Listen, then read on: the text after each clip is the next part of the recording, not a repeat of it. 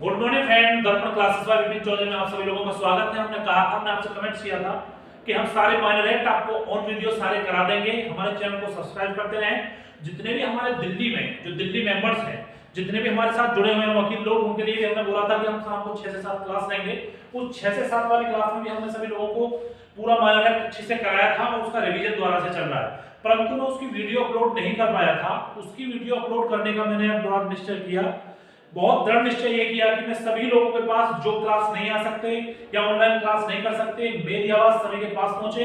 और जितने भी माइनर एक्ट हैं, जिन लोगों को लेकर जिन एक्टों को लेकर जिन लोगों के मन में बहुत सारे सवाल हैं कि भाई हम कैसे कर पाएंगे, हमारा सिलेबस बहुत वाइड है, हमारे जीएस वाले पोर्शन को काट दिया गया, आज तक हमेशा जीएस ही पूछता गया, परंतु जीएस में जो भी पूछा गया हिस्ट्री, ज्योग्राफी, पॉलिटी, इकोनॉमिक्स से पूछा गया। परंतु ये 9 माइनर एक्ट जो जोड़े हैं हमारी राज्य सरकार ने, कैबिनेट मीटिंग हुई, उन्होंने कहा कि भाई सबसे पहली बात यह है कि हमारे यहाँ इन एक्टों की बड़ी आवश्यकता है और इनके लिए हमें स्पेशल जज लगाने होंगे। तो स्पेशल जज जब लगेंगे, जब स्पेशल जज बनाने होंगे, तो स्पेशल जज बनाने के लिए, क्योंकि नाम के सामने जज साहब लग रहा है, तो उससे पहले छोटे छोटे 9 माइनर एक्ट जोड़े गए, जिन अधिनियम को संसद ने बैठ के बनाया, विधानसभा ने बनाया, लोकसभा विधानसभा ने बनाया, मतलब कि हमारे यहाँ विधान सत्र ने बनाया, जो हमारे यहाँ की विधानसभा है, राज्य स्तर पर बने, सेंट्रल स्तर पर बने, केंद्र स्तर पर बने, सारे कानून अधिनियम बनने के बाद हमारे सामने आए।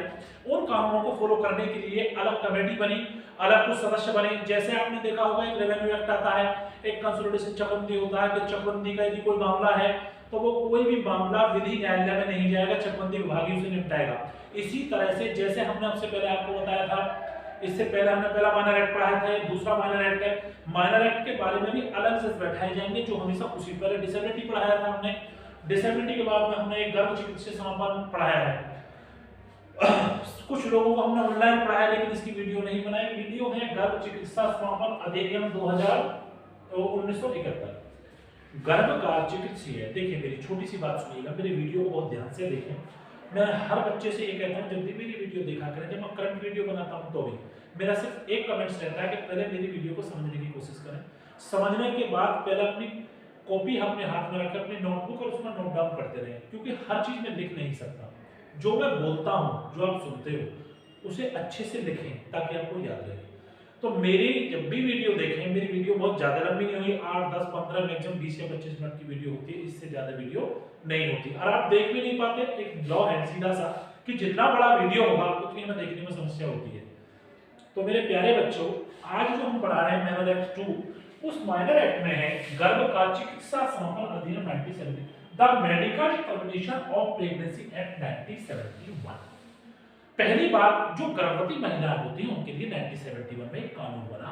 जैसे ये आशा वगैरह भी लगी रहती है, आपने देखा होगा, और ये बहुत हमारे यहाँ कितने गवर्नमेंट हॉस्पिटल हर जिले में होते हैं, छोटे छोटे उनके सबऑर्डिनेट हॉस्पिटल्स होते हैं। उसमें जो प्रेग्नेंट्स होती हैं महिला, उन महिलाओं की संरक्षण के लिए ये एक्ट बना, गर्भ का चिकित्सा समापन अधिनियम 1970। इसका देखिए, मैं यूपीएससी सिविल सर्विसेज का लाभार्थी रहा हूँ और वहां से मैं निकल कर आया हूँ, मैंने इंटरव्यूज भी दिया, वहां तक मैं पहुंचा हूं। तो जब मैं चीज पढ़ता हूं या पढ़ाता हूं, बहुत गहराई से पढ़ाता हूं। ये क्यों बना? पहली बात, ये बना गर्भ का चिकित्सा समापन अधिनियम 1970 में इसलिए बना कि जो महिला 18 वर्ष की उम्र पूरी नहीं कर पाती या 18 वर्ष की उम्र उन्होंने पूरी कर ली है और वो मानसिक रूप से ग्रस्त है ना, तो आने वाली संतान में भी उसका बड़ा विशेष इफेक्ट पड़ता है। उनका संरक्षण करने के लिए एनीमिया, ब्लड वाटर, सब चेकअप के लिए, टेस्ट के लिए कोई चिकित्सकीय व्यवसायी जो कि इनका स्पेशलिस्ट डॉक्टर हो और जिसका registration CMO chief medical officer के यहाँ हो, और जो चिकित्सकीय रूप से व्यवसायिक है, मतलब उसका प्रोफेशन मेडिसिन का है, मेडिकल डॉक्टर्स है और प्रॉपर उसी विभाग का है, जैसे कि गायनोलॉजिस्ट है, वो सिर्फ स्त्री रोग विशेषज्ञ होते हैं, ठीक है ना, वो वही देखते हैं। मोस्ट ऑफ इसमें महिलाएं होती हैं, तो वो क्या काम करती है, उनके लिए चिकित्सा समापन अधिनियम 1971 बना। और गवर्नमेंट जो राज्य सरकार के हॉस्पिटल्स होते हैं, इनमें वैकेंसी जाती है, जो लोग अपने इस सब्जेक्ट में एमडी होते हैं वो इसमें अप्लाई करके सेलेक्टेड होकर पहुंचते हैं।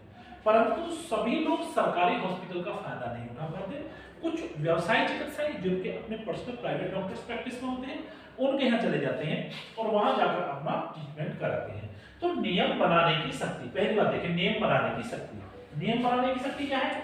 फिर नियम बनाने की शक्ति किसकी? सरकार की, राज्य सरकार की। किस राज्य में हमने जूरिस्प्रूडेंस से कहते हैं जिस देश का राजा जो आदेश करे वो कानून बन जाता है।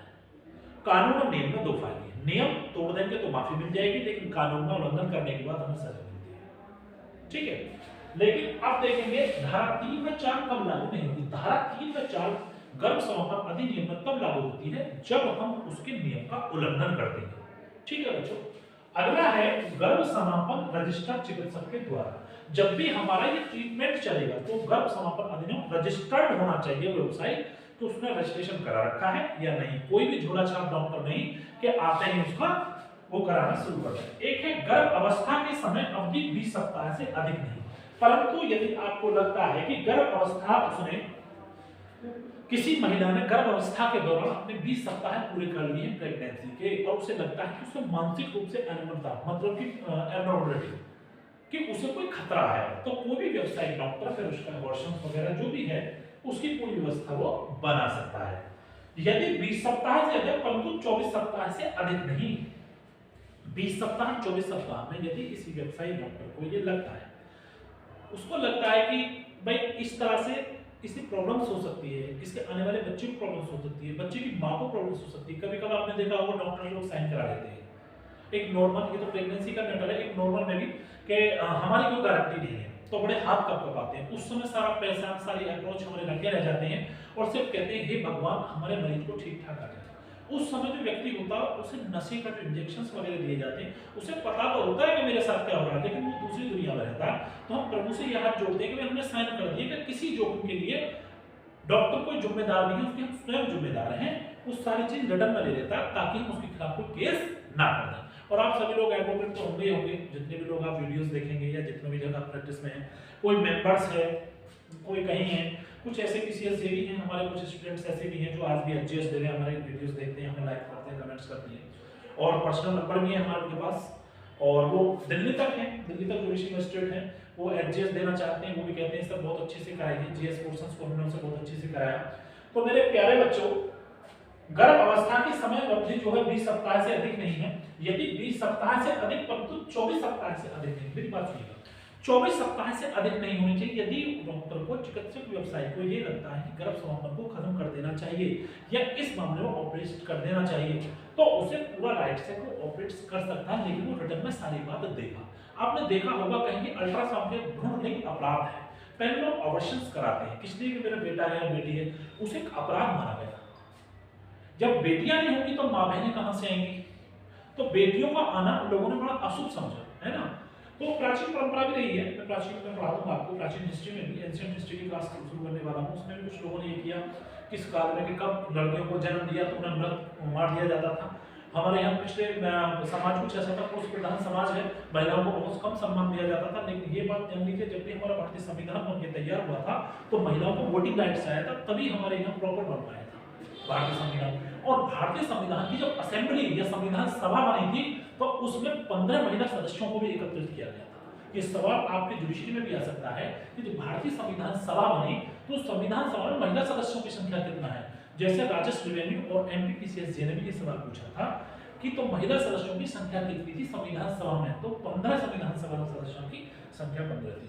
तो महिलाएं जो हमें जन्म देती हैं, जो हमारी माँ बहनें हैं, वो गर्भ अवस्था के समय 20 सप्ताह से अधिक नहीं, यदि 20 सप्ताह से अधिक परंतु 24 सप्ताह से अधिक नहीं होना चाहिए, वो गर्भ समापन कर सकते हैं प्रॉपर। लेकिन उसके लिए देखना पड़ेगा कि कोई इफेक्टिव है, तभी ये संभावना संभव है। गर्भवती स्त्री ने 18 वर्ष या 18 वर्ष से कम आयु प्राप्त की हो, गर्भवती स्त्री ने 18 वर्ष, 18 अनन्नता एब्नॉर्मलिटी, यदि लगता है कि जो गर्भवती, देखो 18 साल से उम्र और भी बढ़ा दी, 21-24 कर दिया, सीधी बात है, लेकिन उतना ही क्राइम बहुत ज्यादा बढ़ रहा है। 18, 21, 21, 24 फुल मैच्योर बच्चा 25 से 28, मैं कहता हूँ 28-30 में जाकर फुल मैच्योर होता है। और 30 इयर्स के बाद, मतलब कि 30 साल के बाद यदि वो एक्टिविटी दिखाता है, आप फैमिली कोर्ट में भी देखेंगे जाके, 30 साल तक के जितने डाउन है उनके केसेस आपको ज्यादा मिलेंगे। लेकिन जिनकी शादियां 30 प्लस या 30 या 30 या 35 प्लस होती हैं, उनके फैमिली कोर्ट के मसले बहुत कम होते हैं। इसका मतलब यदि नहीं हो रहा तो वो अनमेच्योर्ड है। तो ये अनमेच्योर्ड होती है 18 वर्ष से 18 वर्ष की, इनका शारीरिक विकास नहीं होता।